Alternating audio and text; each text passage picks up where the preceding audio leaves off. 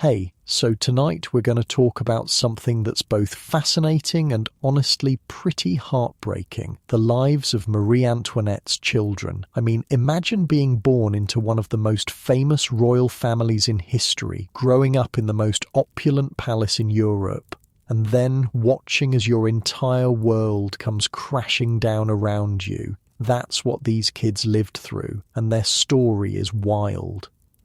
Oh, and if you're enjoying these stories, I'd really appreciate a like or subscribe. Super curious where you're all listening from, so drop a comment with your location and what time it is there. Always blows my mind how people are falling asleep to this all over the world.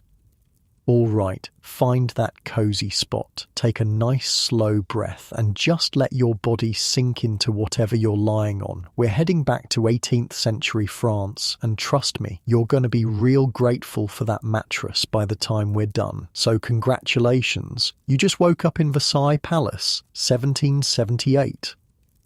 Your eyes flutter open to a strange, flickering light. It takes you a moment to realize you're not in your bedroom. The ceiling above you is impossibly high, painted with scenes of Greek gods lounging among clouds. The walls around you are covered in silk damask in a pale blue that catches the light from dozens of candles in gilded sconces.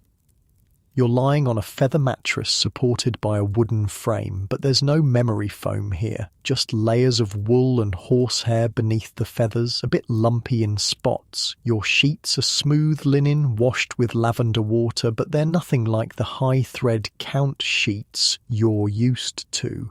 The heavy brocade canopy above your bed keeps in some warmth, but the room itself is chilly despite a fire crackling in a marble fireplace across the room. The smell hits you next. Interesting mix. Beeswax from the candles, wood smoke from the fire, and something else. Is that body odour? Yeah, even in a palace, daily bathing isn't really a thing yet. There's also a faint whiff of perfume, almost sickeningly sweet, trying to mask the other smells. And from somewhere distant, the smell of baking bread is finding its way to your nostrils. Your ears pick up the sounds of early morning at Versailles. Outside, birds are singing in the immaculate gardens. Inside, there's the soft rustle of silk as servants move about, the distant echo of footsteps on marble floors, someone laughing several rooms away. From beyond your windows, you can hear the clip-clop of horses' hooves on cobblestones as early visitors arrive at the palace. Welcome to the most extravagant court in Europe, home to King Louis XVI and his wife, the infamous Marie Antoinette, a place of incredible beauty, cutthroat politics, and extreme wealth, though you wouldn't know it from the chamber pots hidden in ornate cabinets throughout the palace. Yeah, indoor plumbing isn't really a thing yet either. It's into this world that Marie Antoinette's children were born. Actually, scratch that. Let's back up a bit, because if we're going to understand the lives of Marie Antoinette's children, we first need to understand their mother, and her story starts way before the kids came along. Marie Antoinette was born in Vienna, Austria in 1755, November 2nd to be exact. She wasn't just any Austrian girl though, she was an archduchess, the 15th child of Empress Maria-Theresa of Austria and Holy Roman Emperor Francis I. Pretty much from birth, Marie Antoinette was a political pawn. At the age of 14, and I want you to really think about that, she was just 14. She was sent to France to marry the future King Louis XVI as part of a political alliance between Austria and France. Can you imagine being sent to a completely foreign country as a teenager, expected to adapt to their customs, learn their language, and, oh yeah, help produce an heir to secure the alliance? The marriage was rough from the start. Louis was shy, awkward, and not particularly interested in, well, doing what newlyweds typically do. Marie Antoinette remained a virgin for 7 years after their wedding. 7 years. I mean, Picture it. You're a teenage girl sent to a foreign country, married to a guy who shows zero interest in touching you, while the entire court gossips about your failure to produce an heir. And let me tell you, the rumours were flying. Pre-revolutionary French Twitter, as it were, was absolutely buzzing with speculation about the royal couple's bedroom activities, or lack thereof. This was no small matter. The entire point of Marie being sent to France was to solidify the alliance by producing royal children. Her mother sent her regular letters basically asking, "So, pregnant yet?" The pressure must have been immense. The problem seemed to be with Louis. Some historians think he might have had a physical condition called phimosis, which can make intercourse painful. Others think it was psychological. Whatever the case, it wasn't until Louis's brother-in-law had a heart-to-heart with him about the mechanics of the situation that things finally changed. And so, in December 1778, after 8 long years of marriage, Marie-Antoinette gave birth to her first child, a daughter they named Marie-Thérèse Charlotte. Now, let's talk about what royal childbirth was like, because it was nothing like today. When Marie Antoinette went into labour, it was not a private affair. No, the Queen gave birth in front of an audience, and not just a doctor and a couple of nurses. We're talking about up to 200 people crowded into her bedchamber to witness the event. Imagine that for a second. You're in excruciating pain, going through one of the most vulnerable experiences of your life, and there are 200 aristocrats just watching. It was royal protocol. They had to make sure the baby was truly the royal baby and not some substitute smuggled in. The room was hot, stuffy, and crowded. Marie Antoinette actually passed out at one point from the heat and lack of air. The windows were all sealed shut because of a belief that fresh air was dangerous during childbirth. The poor woman was in labour for 12 hours in these conditions. Folks, if you've ever given birth or witnessed someone giving birth, just imagine doing that with 200 people staring at you in a room with no ventilation. When little Marie-Thérèse finally arrived, there was disappointment all around that the baby wasn't a boy. The kingdom needed a male heir, after all. But Marie-Antoinette, her first words upon learning she had a daughter were surprisingly sweet. She said, "Poor little girl, you are not what was desired, but you are no less dear to me on that account. A son would have belonged to the state. You shall be mine." And she meant it. By all accounts, Marie Antoinette was a devoted mother who adored her children. She broke with royal tradition by being actively involved in her children's upbringing, which was unusual for queens at the time. That said, royal protocol still severely restricted how much time she could spend with her children. The royal children had their own household staff, including a governess, wet nurses, and various attendants. The first governess was Princesse de Guémené, who was later replaced by one of Marie Antoinette's closest friends, the Duchess of Polignac. Daily life for little Marie-Thérèse was a strange mix of opulence and restriction. Her rooms were beautifully decorated, she had gorgeous clothes and toys, and she was surrounded by servants catering to her every need. But she was also bound by the strict etiquette of the French court from an early age. A typical day for the young princess would start with dressing, and even that was a ceremonial affair. Her clothes would be presented to her mother from a book of fabric swatches each morning. The queen would choose what her daughter would wear, and then several ladies in waiting would help dress the child. There was a proper way to do everything at Versailles, even for children. After dressing came breakfast, typically simple by our standards, maybe some bread with butter or jam and hot chocolate, which was a favourite at the French court. Then would come lessons, French grammar and literature, history, a bit of geography, music, dancing, and of course, proper court etiquette. The young princess would also be taught needlework and other feminine accomplishments deemed appropriate for a royal daughter. All of this would be overseen by her governess and various tutors. Marie-Thérèse didn't have other children to play with, aside from her siblings, when they eventually came along. She lived in a world of adults, all of whom treated her with the deference due a princess of France, but few of whom showed her genuine warmth.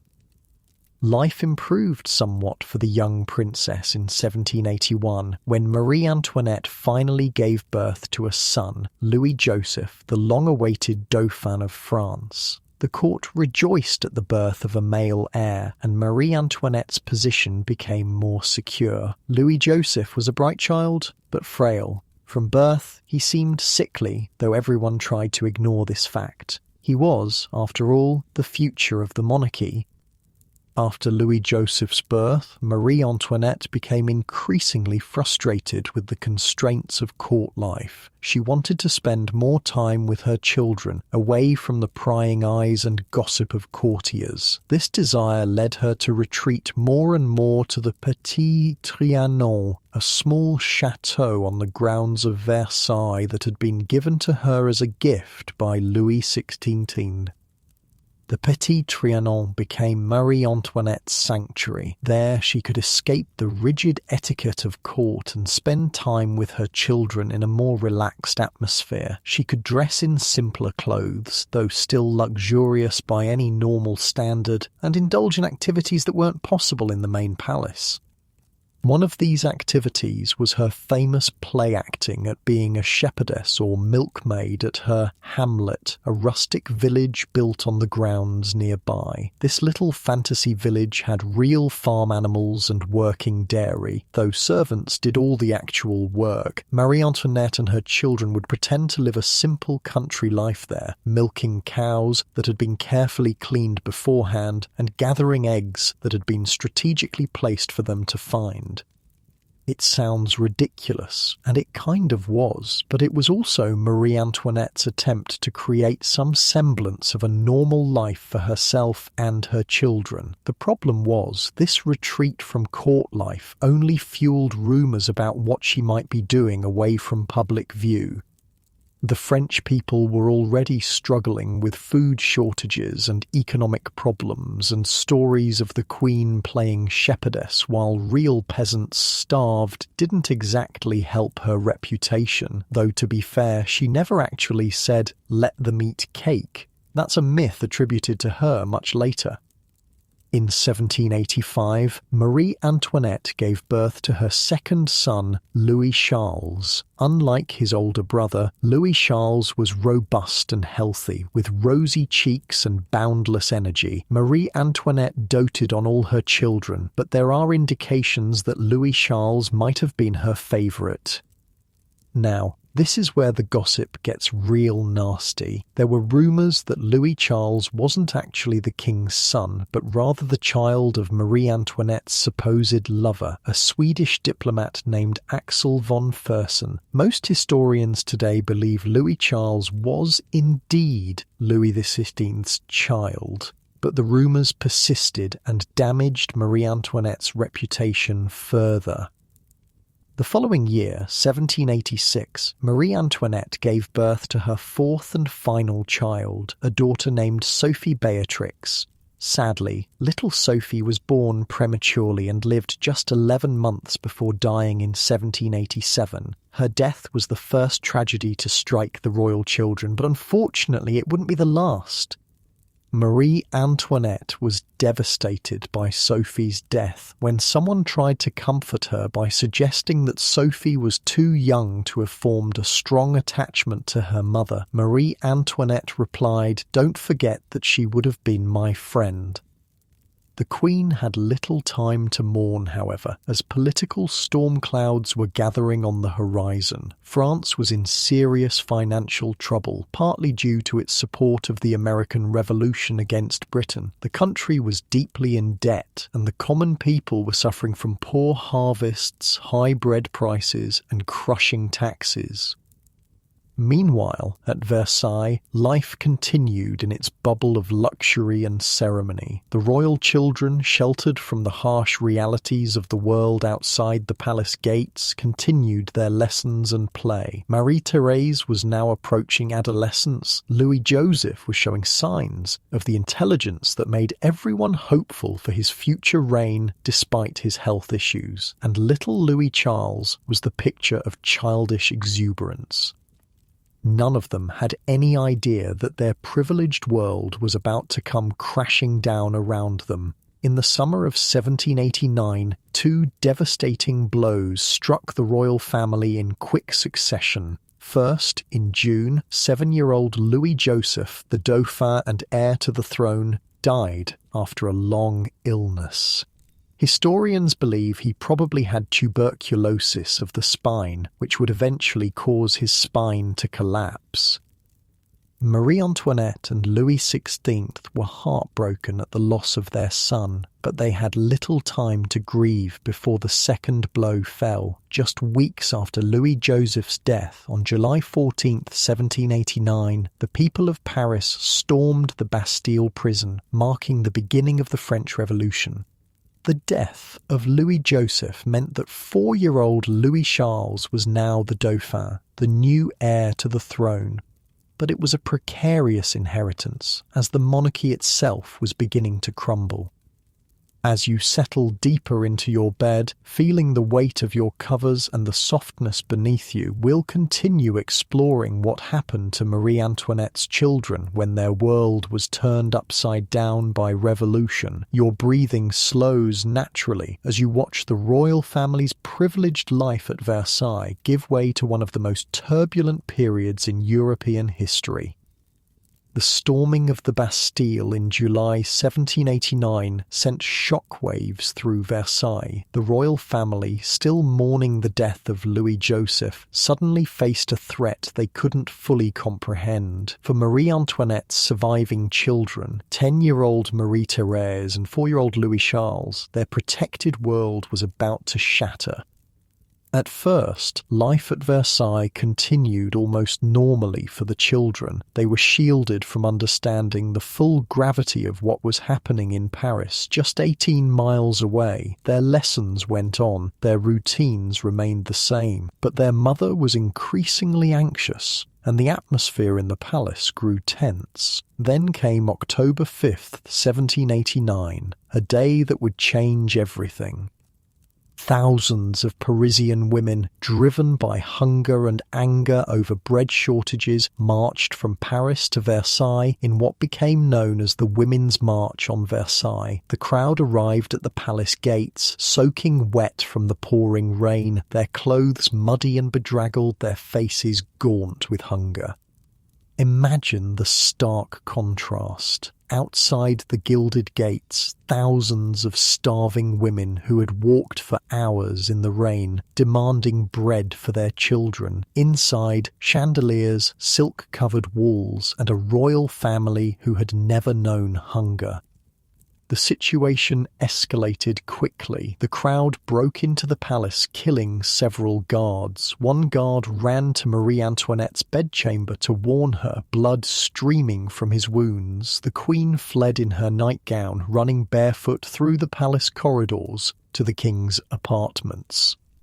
Marie-Thérèse and Louis Charles were rushed there too, terrified by the commotion. For hours, the royal family huddled together as negotiations took place. Finally, the king agreed to return with the crowd to Paris. The revolutionaries wanted the royal family where they could see them, not hidden away at Versailles. That same day, the royal family was forced to leave Versailles. They never returned. Can you imagine? For Marie-Thérèse and Louis Charles, Versailles was the only home they'd ever known. Now they were being taken away, surrounded by a hostile crowd, many of whom were calling for their mother's head. The children likely didn't understand why these people hated their family so much. How could they?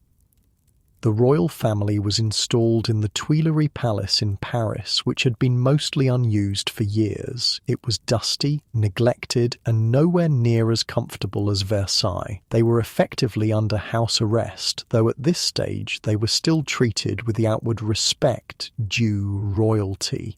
The king still held his title, and there was hope that a constitutional monarchy might be established.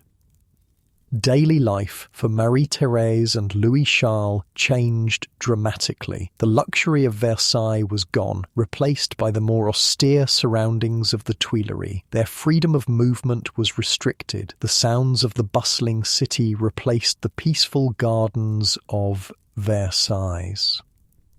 The smell of the Seine River, not particularly pleasant in those days, wafted through the palace windows along with the various odours of a crowded city. Still, Marie Antoinette tried to maintain some normalcy for her children. Lessons continued. Louis-Charles played with his toy soldiers and building blocks. Marie-Thérèse practiced her music and needlework, but there was no escaping the sense that they were now prisoners rather than royalty. As the revolution progressed, the situation grew more precarious. The royal family's mail was opened and read. Their movements were closely monitored. The king's powers were increasingly restricted by the new National Assembly. Anti-royalist newspapers published vicious attacks on Marie Antoinette, giving her cruel nicknames like Madame Deficit and the Austrian she-wolf. Marie Antoinette, who had once been frivolous and extravagant, changed during this period. Witnesses described how her hair turned white from stress. She became focused solely on protecting her children and finding a way out of their increasingly dangerous situation. In June 1791, after almost 2 years of this tense captivity, the royal family made a desperate attempt to escape France. It was a risky plan that had been in the works for months, coordinated with loyalists and Marie Antoinette's supposed lover, Count Axel von Fersen. On the night of June 20th, the family disguised themselves as servants of a fictional Baroness de Korff, actually their children's governess. Marie Antoinette wore a plain grey dress and a black hat that hid most of her face. The king donned a simple brown coat and a wig.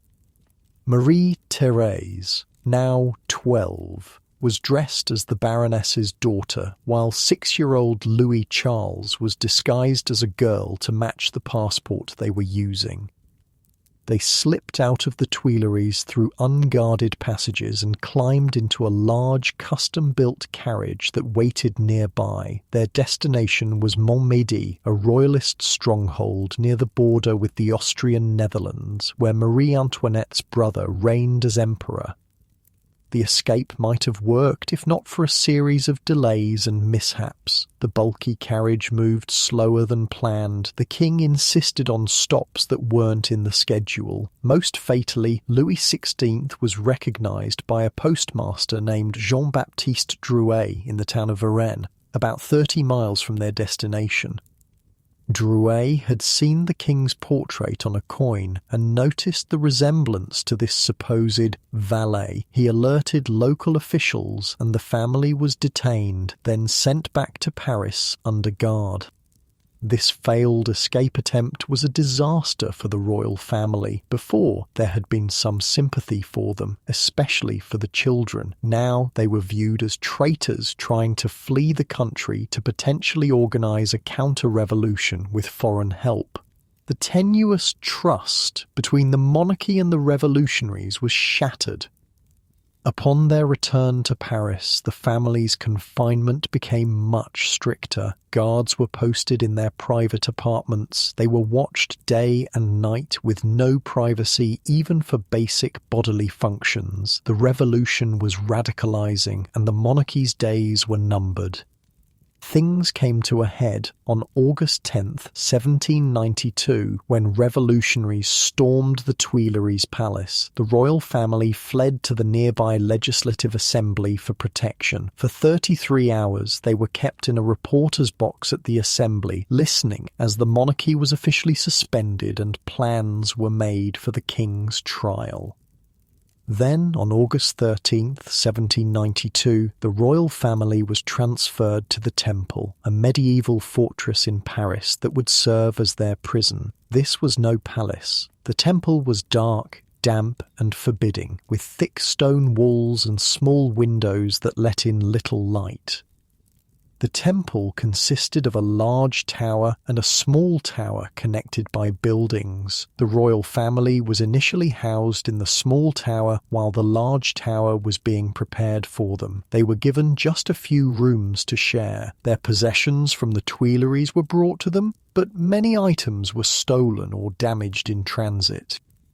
The first months at the temple were difficult, but not yet unbearable. The family was kept together. They established a routine. The king gave lessons to Louis Charles in geography and history. Marie-Antoinette and Marie-Thérèse did needlework. They read books from a small library that was allowed to them. They took walks in the temple garden under heavy guard. But as autumn turned to winter, conditions worsened. The guards became more hostile, often mocking the family or smoking pipes to fill the rooms with unpleasant smoke. The family was given fewer comforts, and most significantly, in December 1792, the king was separated from his family to stand trial for treason. The separation was heart-wrenching. Louis Charles, now 7, clung to his father, begging him not to go. Marie-Thérèse and Marie-Antoinette wept. The king promised to see them the next morning, but this would not be allowed. Louis XV's trial was swift and the outcome predetermined. He was found guilty of treason and sentenced to death. On January 20th, 1793, the day before his execution, he was allowed one final visit with his family. This last meeting was agonizing. The king held his son on his lap, making Louis Charles promise to forgive the people who had caused his parents suffering. He gave his blessing to Marie-Thérèse and asked her to take care of her mother and brother. Then he embraced Marie-Antoinette one last time. When it was time to leave, Louis Charles threw himself into his father's arms, screaming and begging to die with him. The king, maintaining his composure until this point, finally broke down. He tore himself away and retreated to his cell, unable to bear a more prolonged goodbye. The next morning, January 21st, 1793, Louis XVI was executed by guillotine at the Place de la Révolution, now the Place de la Concorde. His last words, cut off by the drums ordered to drown out his voice, were, "I die innocent of all the crimes laid to my charge. I pardon those who have occasioned my death, and I pray to God that the blood you are going to shed may never be visited on France." Back at the temple, Marie-Antoinette refused to tell Louis Charles that his father was dead. Perhaps she couldn't bear to break his heart, or perhaps she was trying to protect him from the horrible truth, but the boy must have sensed something was terribly wrong. His father never returned, and his mother wore black and wept constantly. The family's treatment worsened after the king's death. Marie-Antoinette was now referred to only as the Widow Capet, using the ancestral name of the royal dynasty rather than her royal title. Their guards became crueler, often waking them at night for head counts or inspections.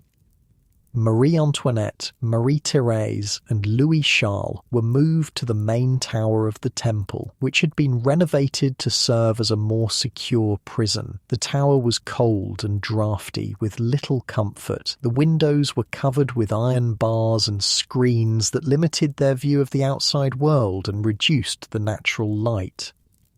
Despite these hardships, Marie-Antoinette did her best to maintain a routine for her children. She continued to give Louis Charles lessons, though she had few materials to work with. She and Marie-Thérèse sewed and mended their increasingly shabby clothes. In the evenings, they would play simple games or read from the few books they were allowed. But the revolutionary government wasn't done separating the family. They had a particular interest in young Louis Charles, who royalists now considered to be King Louis XVII following his father's execution. As the legitimate heir to the throne, he was both a symbol and a potential rallying point for counter-revolutionaries. On July 3, 1793, officials arrived at the temple with orders to take Louis Charles away from his mother. Marie-Antoinette was horrified. She placed herself in front of her son, refusing to let the officials take him. For over an hour, she physically resisted, holding the terrified boy in her arms as he clung to her. Finally, the officials threatened to kill both Marie-Thérèse and Marie-Antoinette if she did not comply. Only then did she reluctantly release her son. Louis Charles, just 8 years old, was screaming and crying as he was dragged away. He would never see his mother again. The little boy was taken to another section of the temple tower and placed in the care of Antoine Simon, a cobbler and harsh revolutionary. Simon's job was to re-educate the former prince and turn him into a good republican citizen. The methods he used were nothing short of abuse.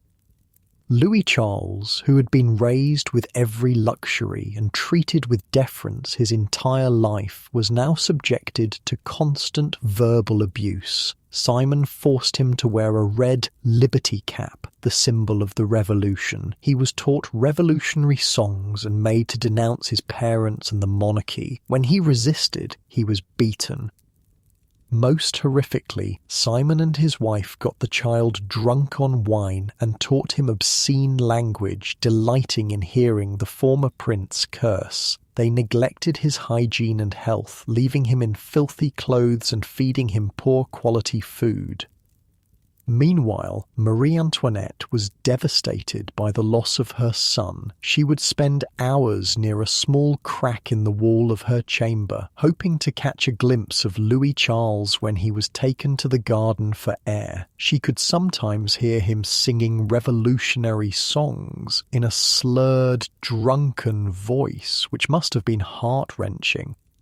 On August 2, 1793, Marie-Antoinette was awakened in the middle of the night and told to prepare to leave. She was being transferred to the conciergerie prison to await her own trial. She was allowed only the briefest goodbye to Marie-Thérèse, who was now left alone with her aunt Louis XVI, Mrs. Elizabeth. Marie-Thérèse, now 14, was old enough to understand what was happening but powerless to stop it. In her later memoirs, she described hearing her brother crying when his jailers beat him, though she was never allowed to see him. The siblings were kept on different floors of the same building, close enough to hear each other but prevented from any contact. After Marie-Antoinette was taken away, Marie-Thérèse asked repeatedly about her mother, but the guards refused to give her any information. She wasn't told of her mother's execution on October 16, 1793. Instead, she was left to wonder and worry, with only her Aunt Elizabeth for comfort.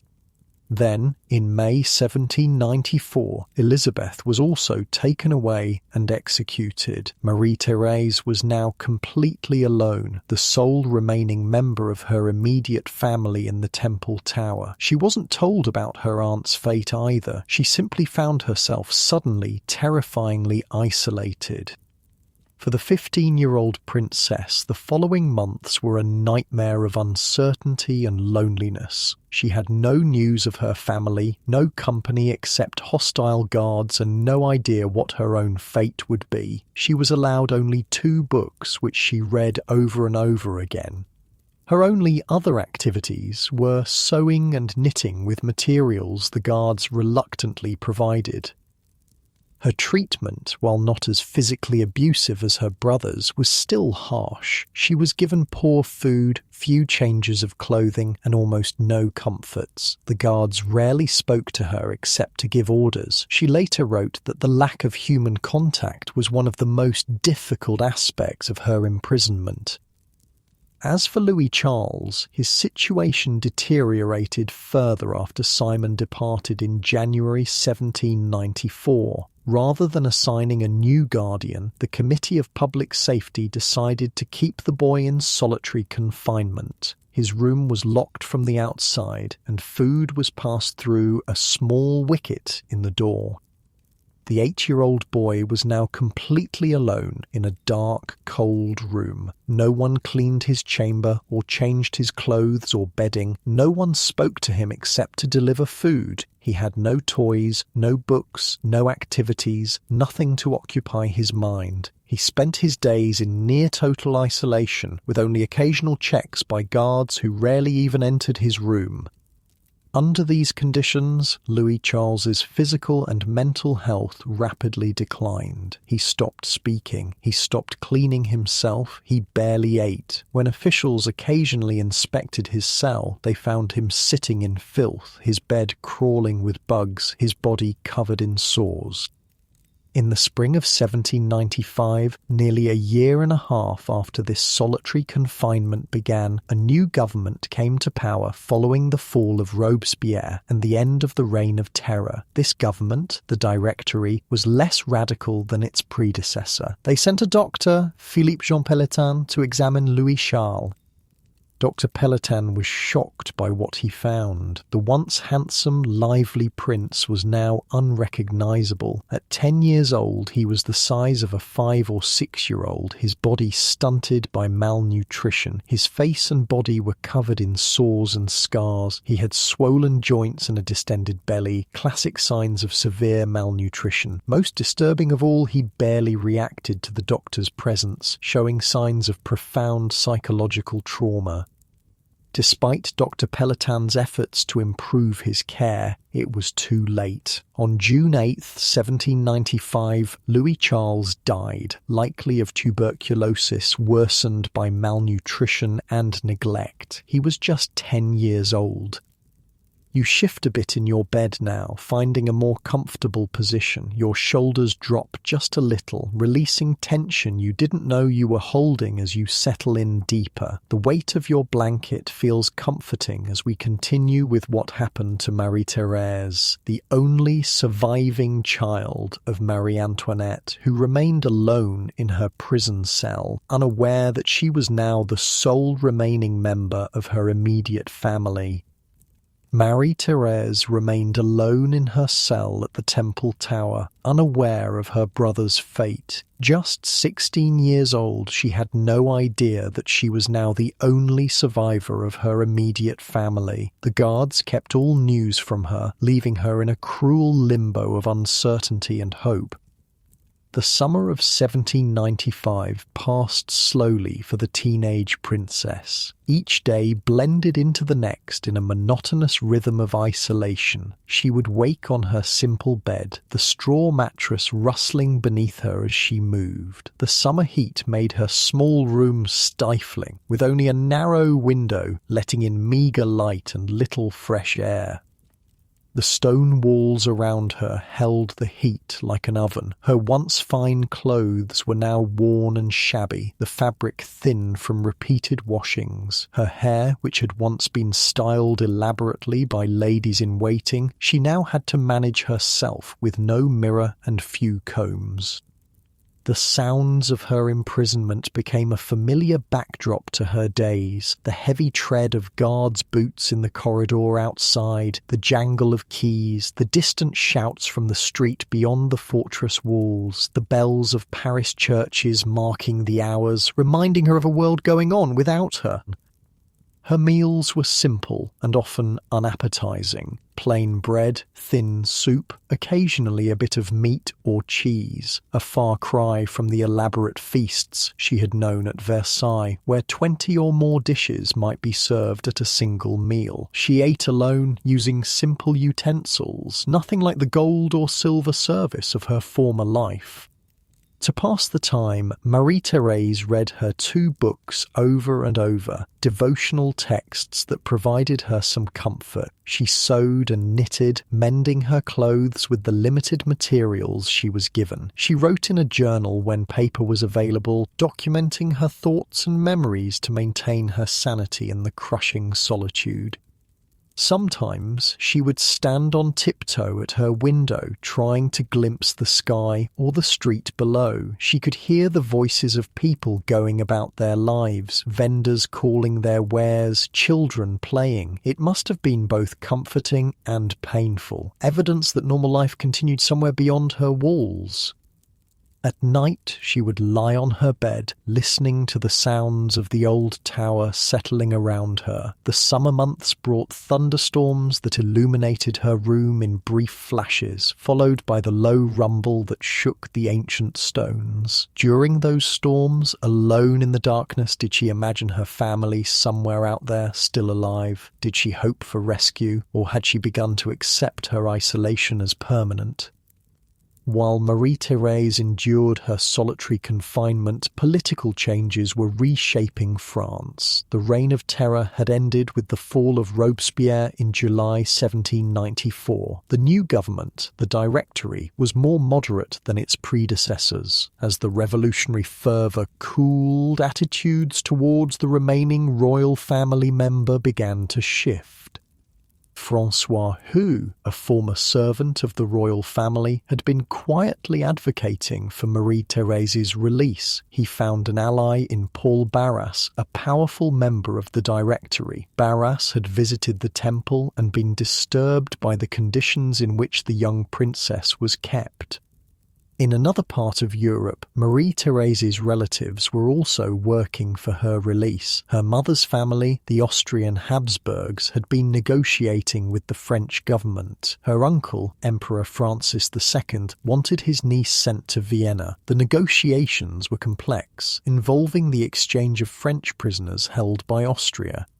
Finally, in December 1795, after 3 years and 4 months of imprisonment, the order came for Marie-Thérèse's release. When officials arrived to tell her she was free, she initially didn't believe them. Why would she? After years of deception and cruelty, trust didn't come easily. "Where am I going?" she asked. "To your family," was the reply. "I have no family," she said quietly. It was only then, as preparations were made for her departure, that Marie-Thérèse was finally told the fates of her mother, father, aunt, and brother. The news was delivered bluntly, without compassion for the traumatized teenager. Imagine learning all at once that everyone you loved had died while you sat in isolation, hoping for reunion.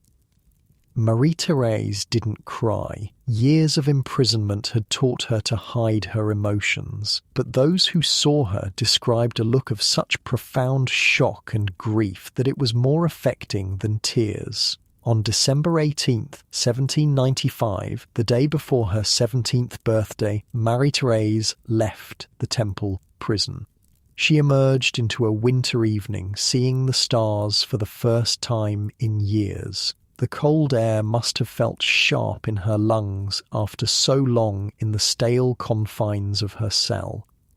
She was taken to a house where she was properly bathed, perhaps for the first time in years, and given new clothes befitting her status. The sensation of clean, fresh fabric against her skin, of warm water washing away the physical reminders of her imprisonment. These small comforts must have seemed almost overwhelming after such prolonged deprivation. But there was no time for her to adjust. Political considerations demanded she leave France quickly. On December 26th, she was taken to Basel, Switzerland, where she was exchanged for French prisoners in a formal ceremony at the border. As she crossed into foreign territory, she left behind the land of her birth, the country where her family had ruled for centuries, and where they had all met their deaths. Marie-Thérèse was now truly alone, a displaced princess with no kingdom. She had been raised to be a French royal, educated in French history and culture. Now she found herself in exile, her identity stripped away along with everything and everyone she had known.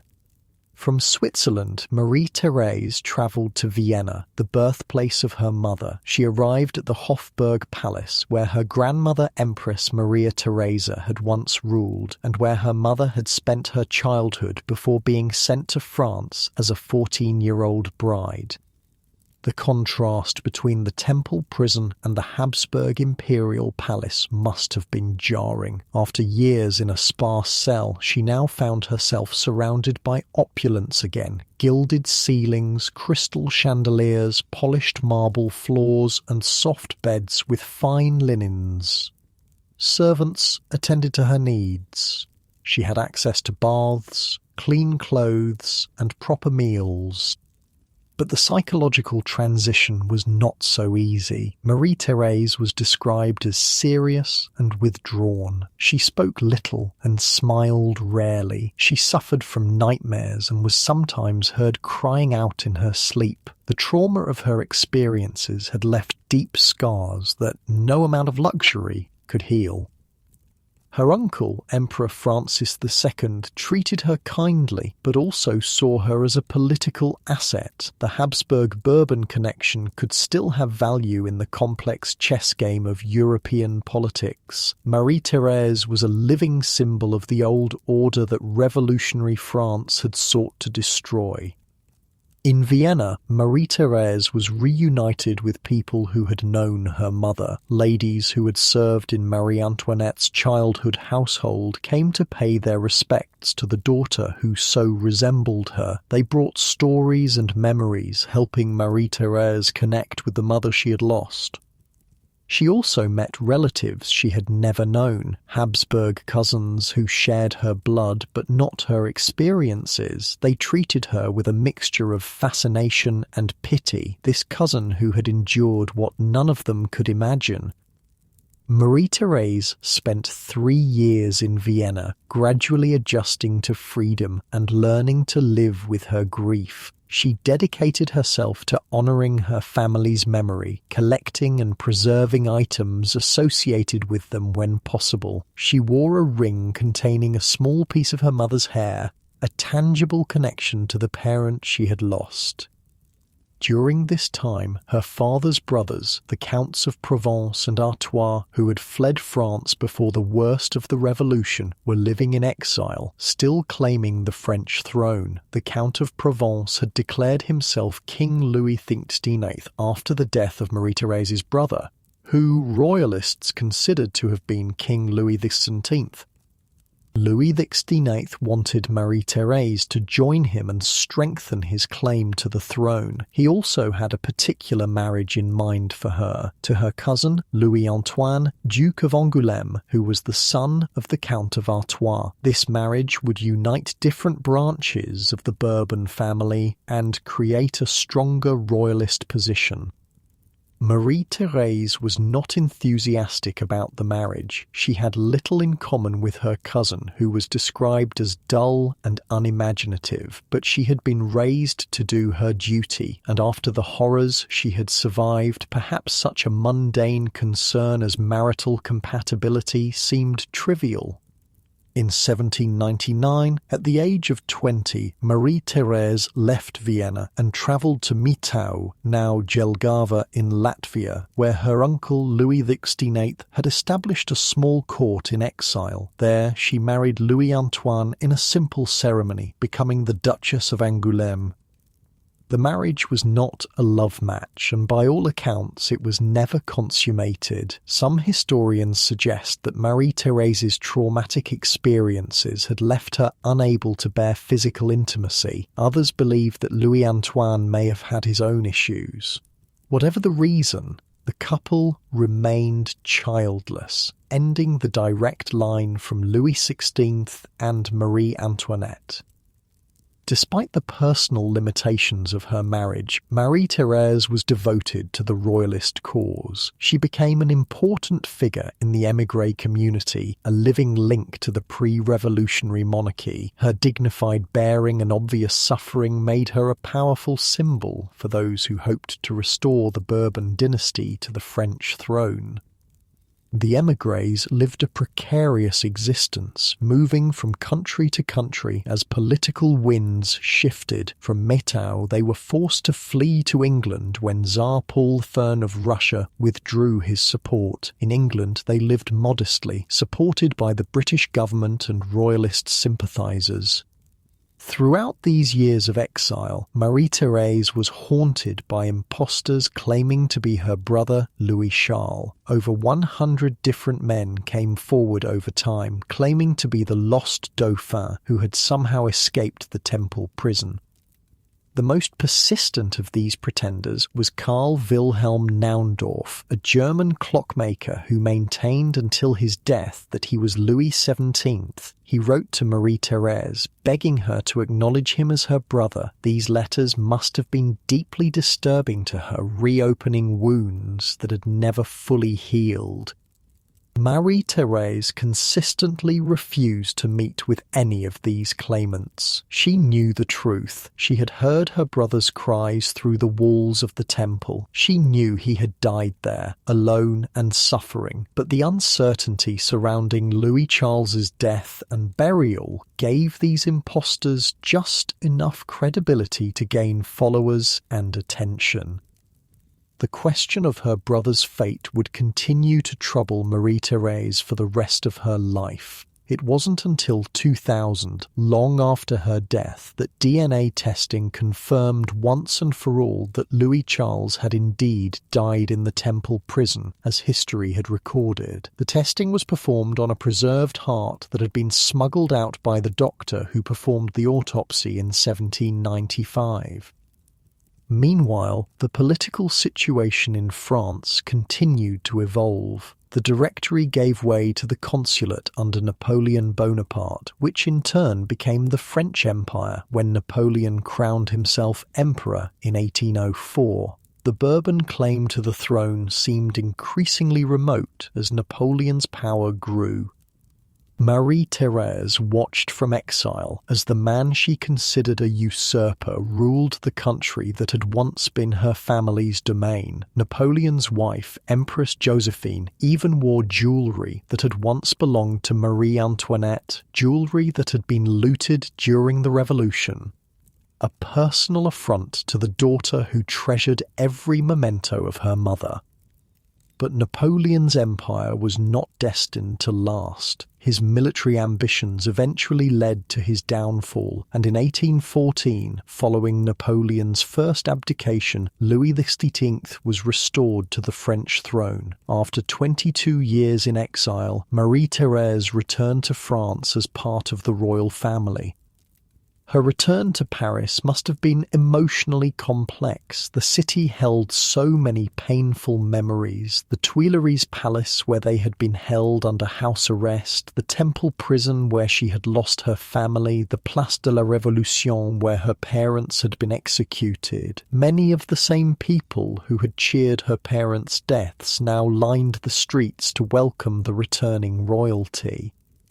Marie-Thérèse was now 35 years old. The pretty, innocent princess who had left Versailles during the Revolution was now a solemn, prematurely aged woman, often described as looking older than her years. The trauma of her experiences had left its mark not just on her mind but on her appearance.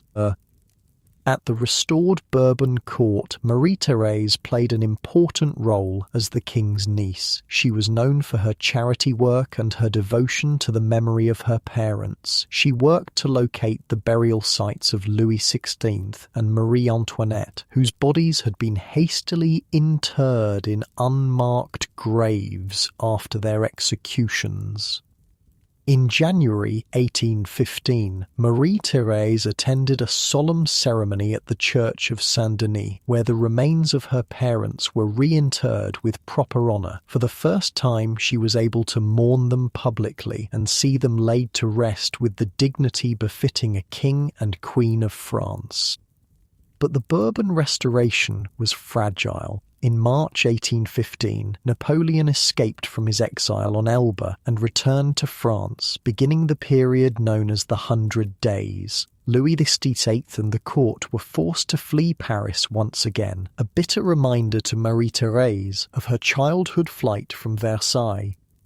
During this crisis, Marie-Thérèse showed remarkable courage. While the king and her husband fled, she remained in Bordeaux, rallying troops to the royalist cause. Her bravery impressed even Napoleon, who reportedly said she was the only man in her family. Though her efforts ultimately failed and she too had to flee when Napoleon's forces approached, her actions earned her new respect among the French people. After Napoleon's final defeat at Waterloo and his permanent exile to St. Helena, the Bourbons returned to power once more. Louis XV ruled until his death in 1824, when he was succeeded by Marie-Thérèse's father-in-law, who became King Charles VI. Charles VI was far more conservative than his brother had been, seeking to restore the absolute monarchy of the pre-revolutionary era. His policies were increasingly unpopular, creating tensions that would eventually lead to another revolution. During these years, Marie-Thérèse continued her charitable work and maintained a dignified presence at court. She was particularly dedicated to helping the orphans of soldiers who had died in service to France, perhaps seeing in them a reflection of her own childhood loss. Taking a slow, deep breath, you sink a little deeper into your mattress, your muscles relaxing as you listen. Your eyes feel heavy, but in a good way, as you follow Marie-Thérèse's journey from prisoner to royal duchess. The weight of your blanket feels comforting as we continue exploring what happened when another revolution shook France and once again changed the course of Marie-Thérèse's already tumultuous life. In July 1830, the fragile peace of the Bourbon Restoration shattered. The people of Paris once again took to the streets in revolution, this time against the increasingly unpopular Charles V.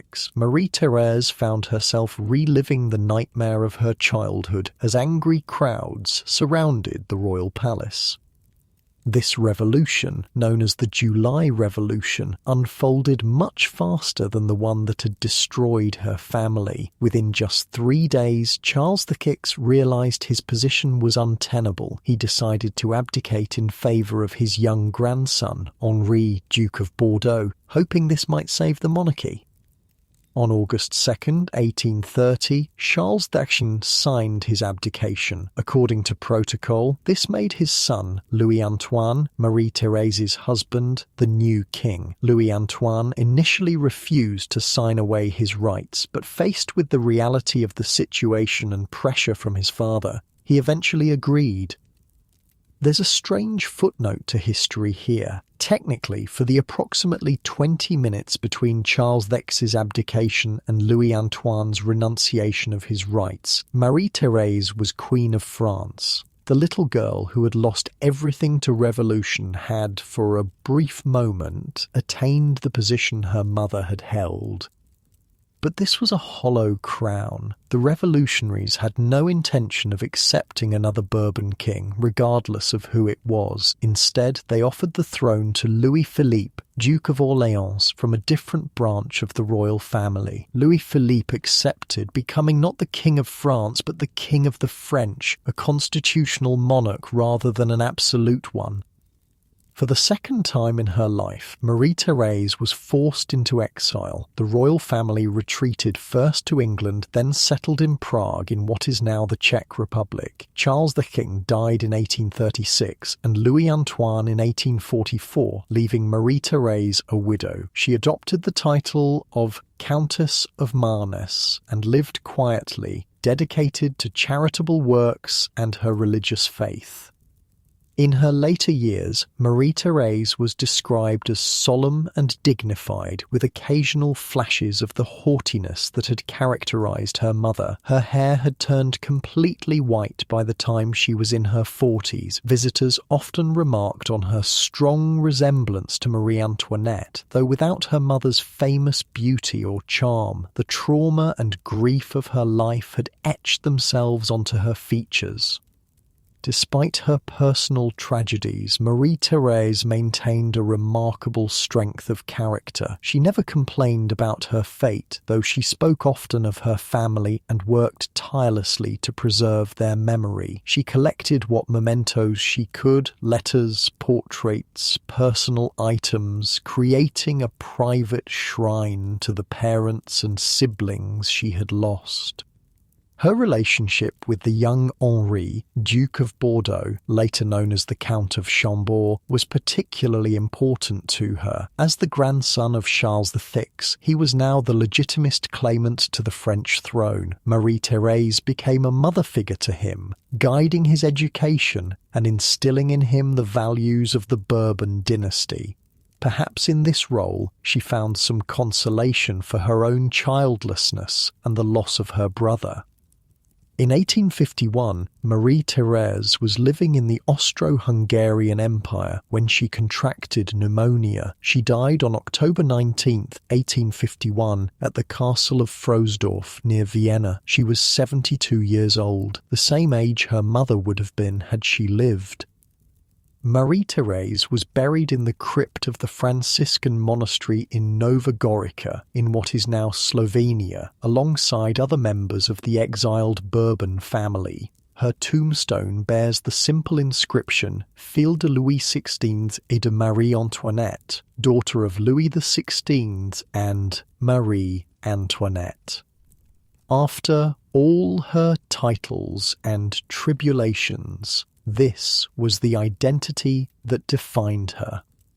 With Marie-Thérèse's death, the direct line of Louis XVI and Marie Antoinette came to an end. The little girl who had woken to the sounds of an angry mob at Versailles, who had heard her brother's cries through the prison walls, who had emerged from captivity to learn her entire family was dead, had finally found peace.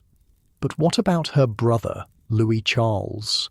What really happened to the boy who died alone in that tower room? For centuries, the fate of Louis Charles, the lost Dauphin, remained one of history's persistent mysteries. The secrecy surrounding his death and burial, combined with the turbulent times, created the perfect conditions for doubt and conspiracy theories. The official record states that Louis Charles died of tuberculosis in the Temple prison on June 8, 1795, at the age of 10. Dr. Pelletan performed an autopsy, during which he secretly removed the boy's heart, hiding it in his handkerchief. His intention was to preserve this royal relic until it could be properly honoured.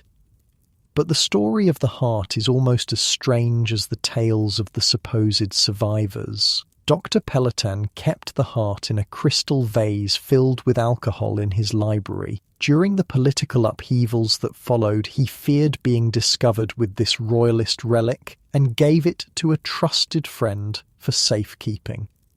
Over the decades, the heart changed hands several times. At one point, it was allegedly stolen by Dr. Pelletan's son's housekeeper, who threw it away thinking it was a piece of old meat. The son found it in the trash and rescued it. Later, the heart was presented to the restored Bourbon monarchy, but was not officially recognized or interred with Louis XVI and Marie Antoinette.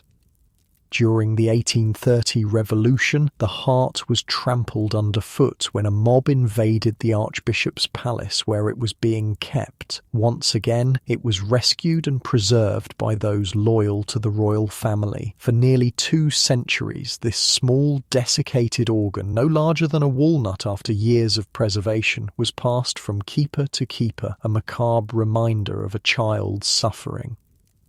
Meanwhile, the pretenders continued to appear. Between 1816 and 1850, over 100 different men claimed to be the escaped Louis XVII. Some were obvious frauds, barely bothering to learn French or basic facts about the royal family. Others were more convincing, with elaborate stories of secret rescues and years in hiding. The most persistent of these claimants was Karl Wilhelm Naundorf, a German clockmaker who appeared in Berlin in 1810 with a remarkable claim. According to Naundorf, he had been smuggled out of the temple in a laundry basket, while a sick child was substituted in his place. This substitute, he claimed, was the boy who died in 1795. Naundorf knew an impressive amount about Versailles and the royal family, though historians later showed that much of this information was available in published memoirs. He wrote repeatedly to Marie-Thérèse, begging her to acknowledge him as her brother, but she refused to meet him or respond to his letters. Despite Marie-Thérèse's rejection, Naundorf gathered a following of believers. After his death in 1845, his tombstone in Delft, Netherlands, was inscribed Louis XVII, King of France and Navarre. His descendants continued to use the surname de Bourbon and to press their claim to the French throne well into the 20th century. Another notable pretender was Jean-Marie Hervagault, the son of a tailor, who claimed to have been rescued by royalists who substituted a deaf-mute child in his place. Hervagault was arrested multiple times for fraud, but maintained his story until his death in prison in 1812. Then there was Eleazar Williams, a missionary to Native Americans in the United States, who claimed in the 1840s that he had been brought to America as a child and only learned of his royal identity years later. Williams had a facial scar that he said came from being beaten in the temple prison, and he allegedly suffered from traumatic amnesia that had erased his early memories. The persistence of these claims speaks to the power of the lost Dauphin's story, the idea that the innocent boy might have escaped his tormentors, that he might have survived to live a full life somewhere beyond France, held a romantic appeal that facts could not easily dispel. It wasn't until 2000 that modern science finally put the mystery to rest. DNA testing was performed on the preserved heart, comparing it with DNA from Marie Antoinette's hair and from living descendants of the Habsburg family. The results confirmed that the heart indeed belonged to a child of Marie Antoinette. Louis Charles had died in that prison cell, just as history recorded. In 2004, the heart was finally interred in the Saint-Denis Basilica, with Louis Charles's parents and other French royalty bringing a measure of closure to one of history's most poignant tragedies. The story of Marie Antoinette's children, Marie-Thérèse, Louis-Joseph, Louis Charles and Sophie, is ultimately a story about the human cost of political upheaval. These children, born to immense privilege but caught in events beyond their control, serve as a reminder of the innocent victims that every revolution creates.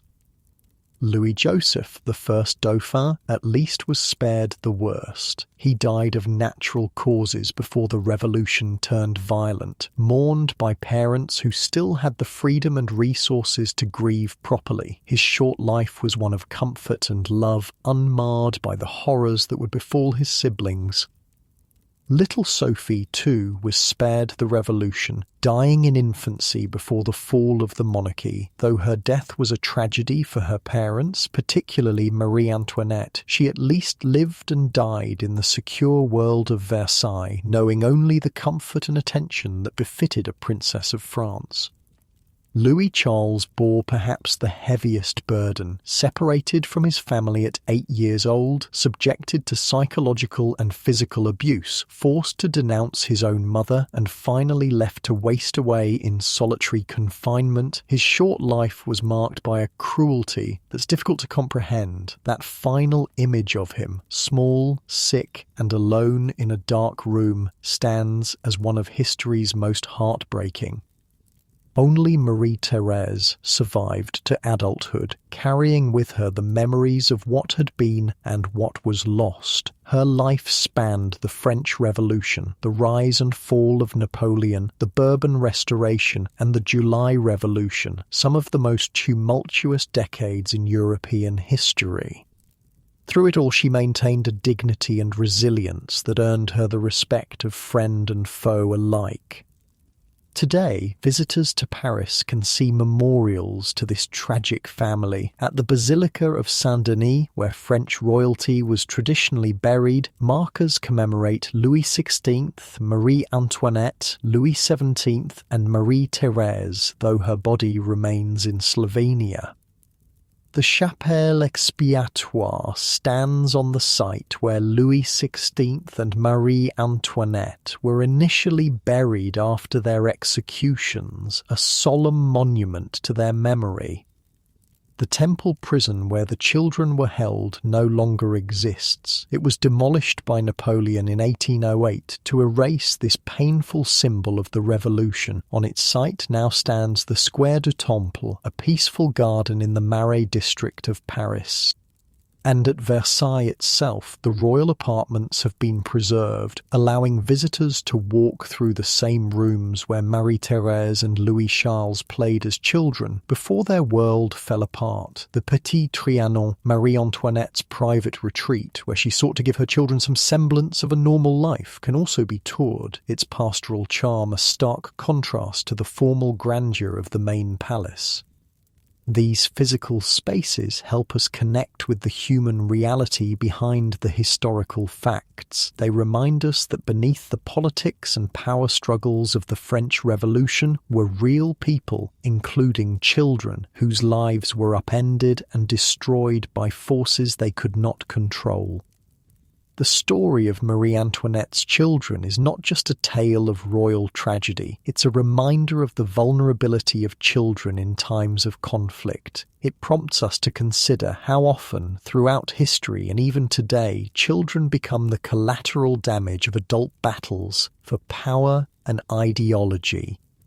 Perhaps that's why their story continues to resonate more than 2 centuries later. In their faces, preserved in portraits that still hang in museums around the world, we see not the symbols of monarchy that revolutionaries sought to destroy, but simply children, innocent, vulnerable, and worthy of protection regardless of the circumstances of their birth.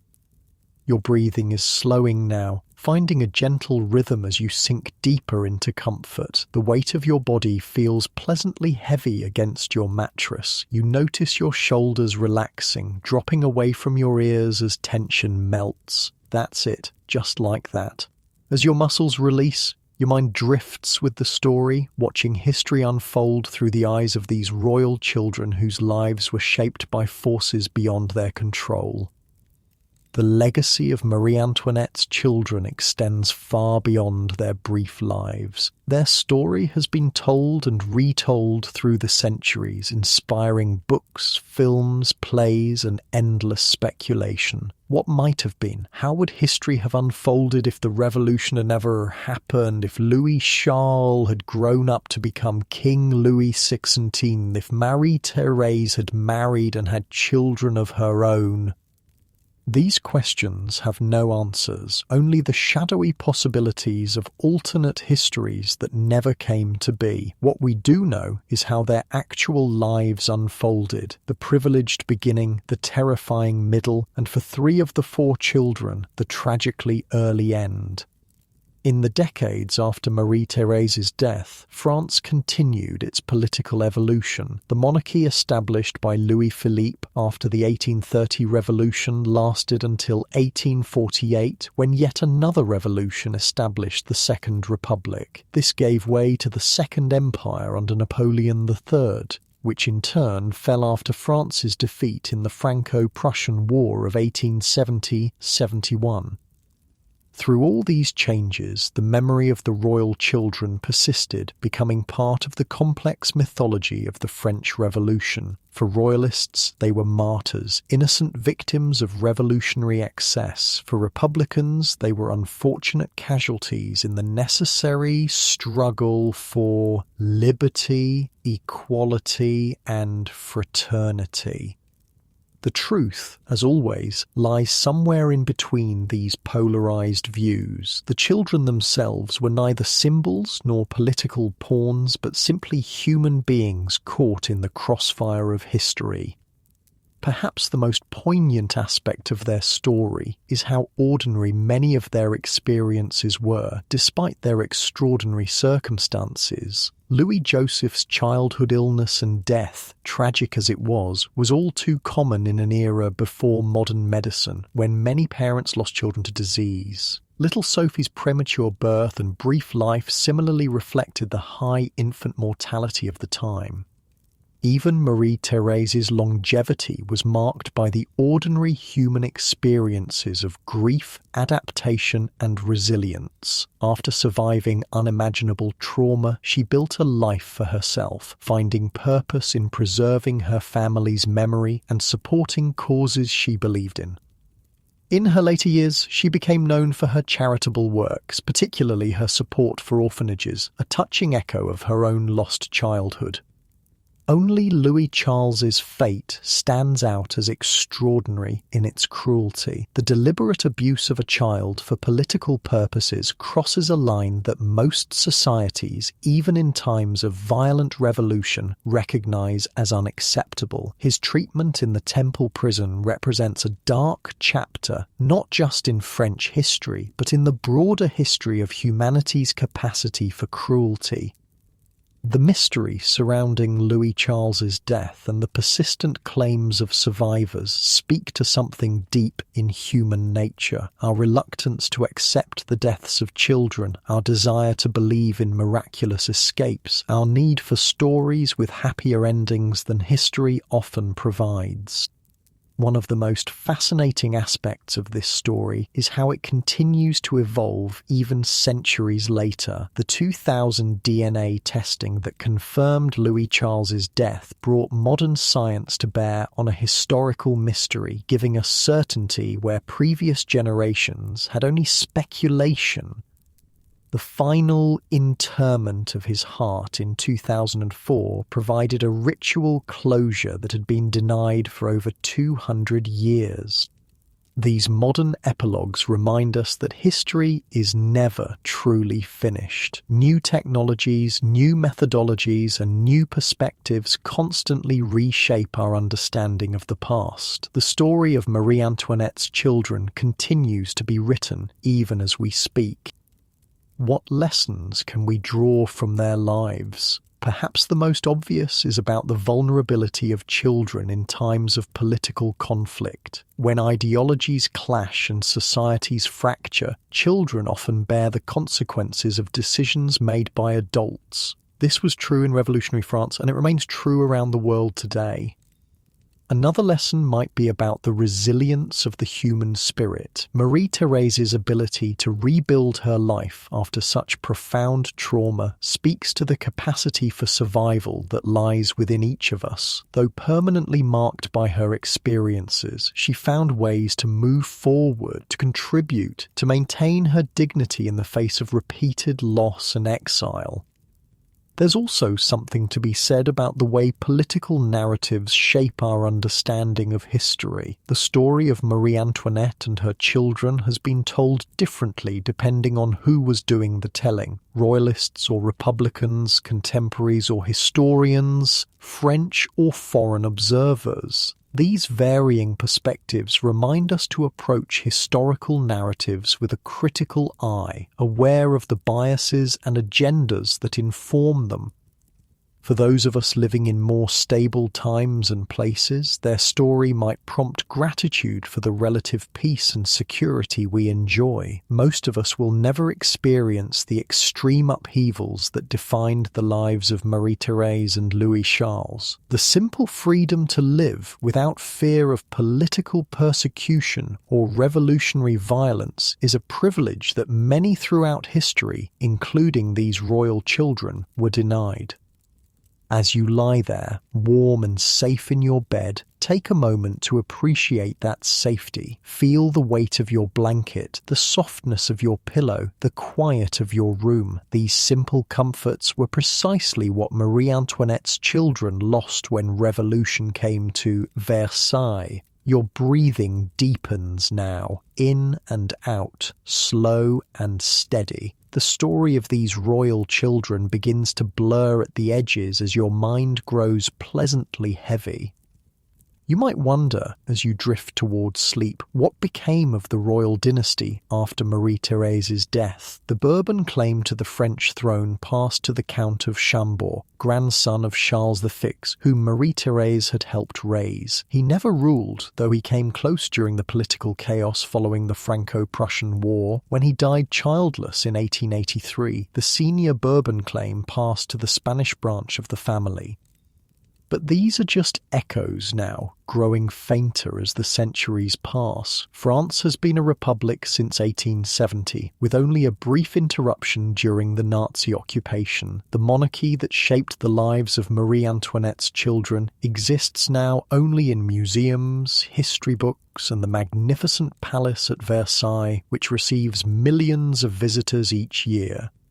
Those visitors walk through the same rooms where Marie-Thérèse practiced her music, where Louis Joseph studied his lessons despite his frail health, where little Louis Charles played with his toy soldiers, blissfully unaware of the fate that awaited him. They stroll through the gardens where Marie Antoinette took her children to escape the stifling etiquette of court life. They visit the Petit Trianon, where the royal family sought moments of normalcy away from public scrutiny.